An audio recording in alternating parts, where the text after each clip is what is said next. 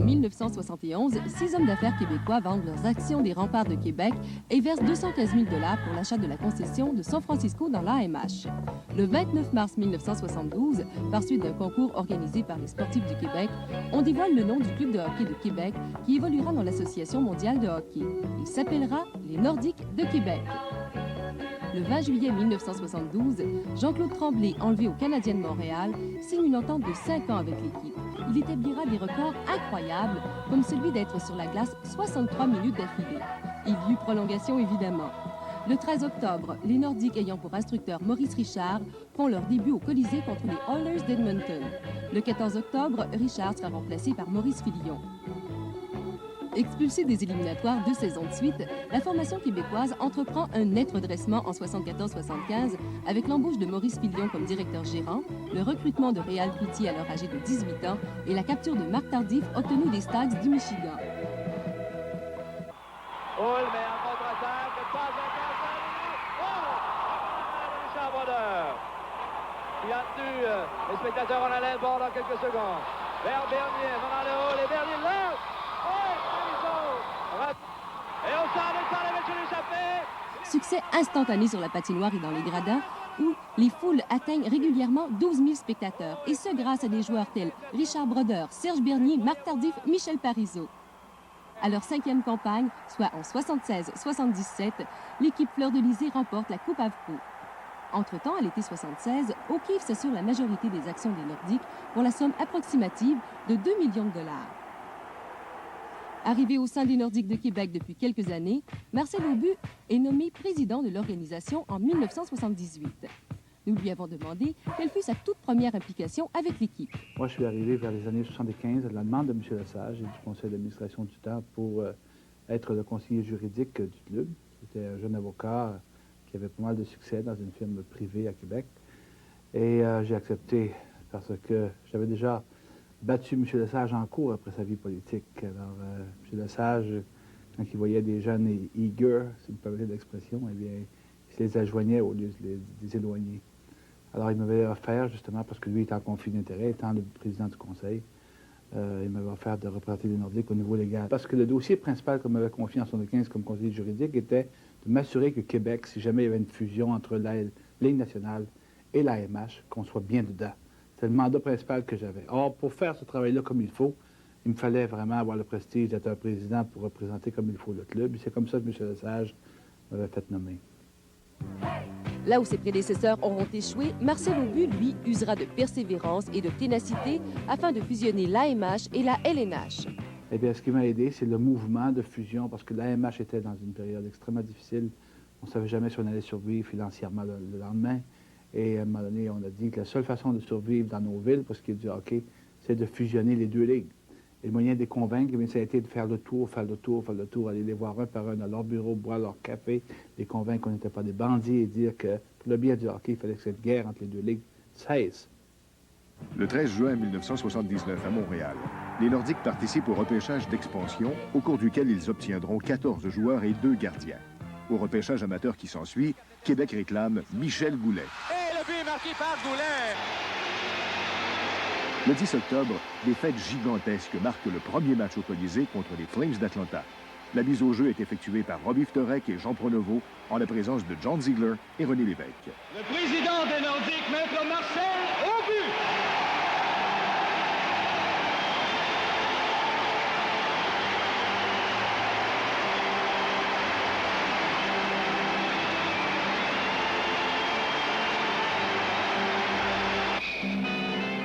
Avec l'avènement de la fusion en 79-80, la Coupe O'Keefe voyait le jour. Réal Bodé-Cloutier fut donc le premier joueur à remporter cette coupe. Plusieurs autres lui ont succédé. En effet, la Coupe O'Keefe est demeurée un symbole d'excellence et a été attribuée à de nombreuses reprises aux joueurs offensifs et défensifs qui se sont le plus illustrés. Un autre défi pour Marcel Aubu, il crée un coup d'éclat sans précédent avec l'acquisition des frères Stachny. Une fois qu'on est rentré dans la Ligue nationale, c'est bien beau. Ils avaient tout pris nos joueurs.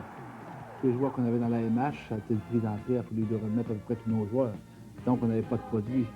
Je savais qu'à Québec, moi, il n'allait pas être patient parce que Montréal avait déjà un gros club. On était à 150 000 de la grosse ville. Il fallait être compétitif très rapidement. Edmonton avait une chance, c'était un des 4 clubs qui est rentré dans la Ligue, d'avoir Gretzky. Alors, les 3 autres n'avaient pas de chance. Alors, ce qu'on a fait, c'est qu'on savait l'existence des 3 frères qui jouaient en Tchécoslovaquie à des positions différentes sur une même ligne, gauche, centre, droite. Et puis, on a commencé les péripéties incroyables pour tenter de les sortir. Ça nous a pris au moins 12 différentes tentatives qui ont échoué. Et à un moment donné, on a réussi par l'intermédiaire de Innsbruck en Autriche et Vienne et Bratislava. Et c'est là qu'on les a sortis en 1979.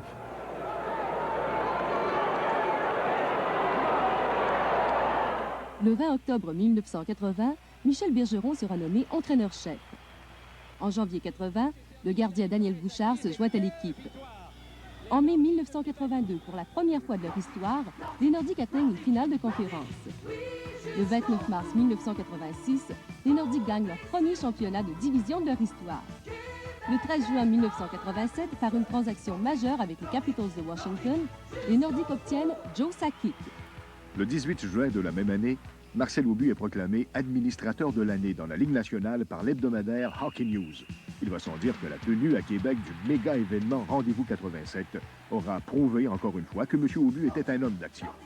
Le 29 novembre 1988, un consortium d'entreprises québécoises avec à sa tête Marcel Aubu achète les Nordiques de Québec à la brasserie O'Keeffe. O'Keeffe est toujours demeuré un partenaire majeur des Nordiques. Le 17 juin 1989, les Nordiques choisissent au tout premier rang du repêchage amateur l'ailier droit suédois Mats Sundin. Joueur talentueux et fort prometteur, il se joindra à l'équipe en 1991. Le 14 juillet, les Nordiques annoncent l'embauche de l'agent libre Guy Lafleur. Cette nouvelle fait l'effet d'une bombe dans la presse sportive. Il s'agit d'un retour à Québec pour le prolifique ailier droit qui avait soulevé le Colisée dans l'uniforme des Remparts de Québec au début des années 70. En avril 1990, les Nordiques sont exclus des séries pour une 3e saison consécutive. Leur dernière position au classement leur permet de repêcher l'ailier droit Owen Nolan, acquis des Royals de Cornwall. Le 4 mai 1990, Pierre Pagé est nommé directeur-gérant de l'équipe après 2 saisons comme entraîneur-chef des North Stars du Minnesota. Le 7 juin 1991, les Nordiques annoncent la mise sous contrat pour plusieurs années de l'attaquant soviétique Valéry Kamienski, l'un des plus excitants joueurs de hockey au monde. Il s'agit d'un grand jour pour les Nordiques, s'exclamera Marcel Aubu. Le 22 juin, à Buffalo, les Nordiques sont les premiers à parler au repêchage amateur. Et ils choisissent Eric Lindros, l'un des plus beaux espoirs de l'histoire du hockey junior canadien. Cependant, Lindros refuse de se présenter à Québec et sa décision fait couler beaucoup d'encre. Les Nordiques sont en pleine période noire. Ils ne font pas les séries pour une 5e année consécutive. On a connu 7 excellentes années. Et, lorsque notre période noire a commencé, on a quand même bénéficié d'une période sur le plan économique qui était absolument fantastique.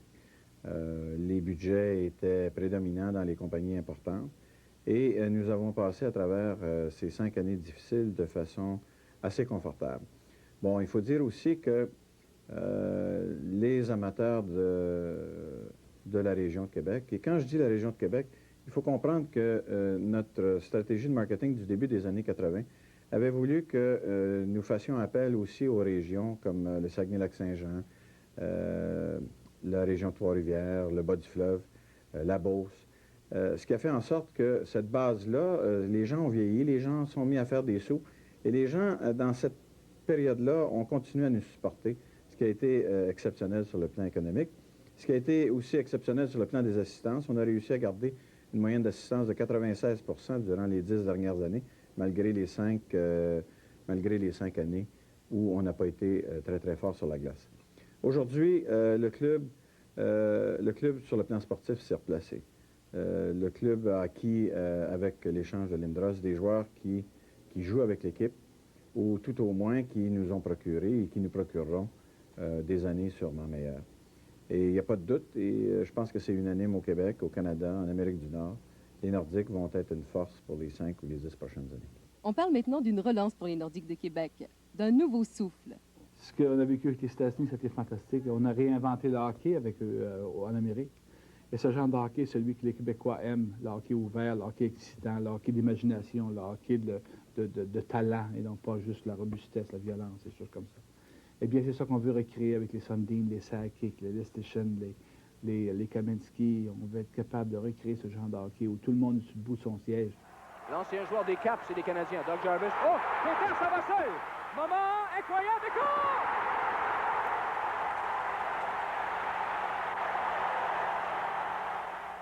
pense qu'on a un des meilleurs, sinon le meilleur homme de hockey actuellement disponible, certainement comme Canadien français. Et Pagé est un homme extrêmement fort, extrêmement bon leader. Et là, l'expérience, il a vécu toutes les étapes des mineurs, des majeurs, et à tous les niveaux. Et il a le double rôle du pouvoir de gérant et de coach. En fait, il y a tous les outils en main de faire marcher cette équipe-là. Il faut que ça marche cette année. Puis il est l'homme de la situation. L'échange de Lindros est sans contredit ce nouveau souffle que les Nordiques attendaient. C'est certain que l'échange Lindros a beaucoup aidé. Parce que quand on fait l'acquisition d'un certain nombre de vétérans, ça donne un bon mélange avec les jeunes qu'on avait. Parce qu'on avait de très, très bons jeunes. Ça prenait un peu de leadership naturel. Ron Hextall, c'est un joueur qui joue 60 minutes par match. On compte sur Ron Hextall pour jouer 55 à 60 matchs. Ça fait quelques années que les Nordiques n'ont pas eu ça. C'est un joueur clé qui a de l'expérience, qui a gagné le trophée Vézina, qui a gagné le trophée Conn Smythe, le joueur le plus utile dans les séries éliminatoires. C'est un gars qui a su passer à travers la pression, puis réussir. C'est un gars qui est très, très fier, puis très combatif. Fait que ça donne du souffle dans la chambre des joueurs. Cet échange aura également permis d'obtenir Mike Ritchie, un jeune joueur des plus prometteurs.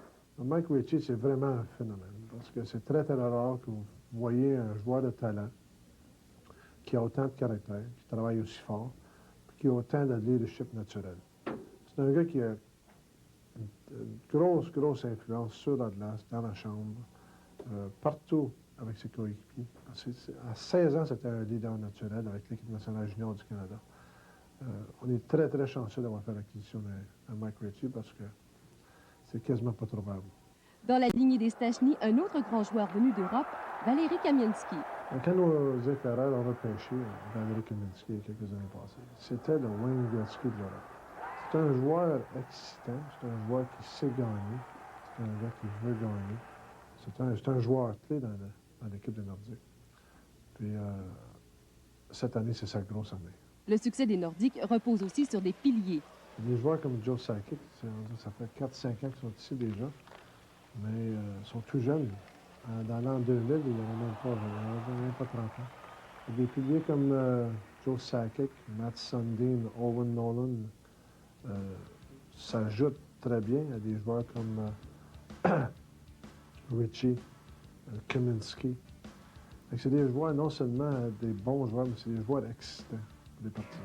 C'est une équipe qui est faite pour l'avenir. Ça va être une des équipes les plus excitantes en hockey.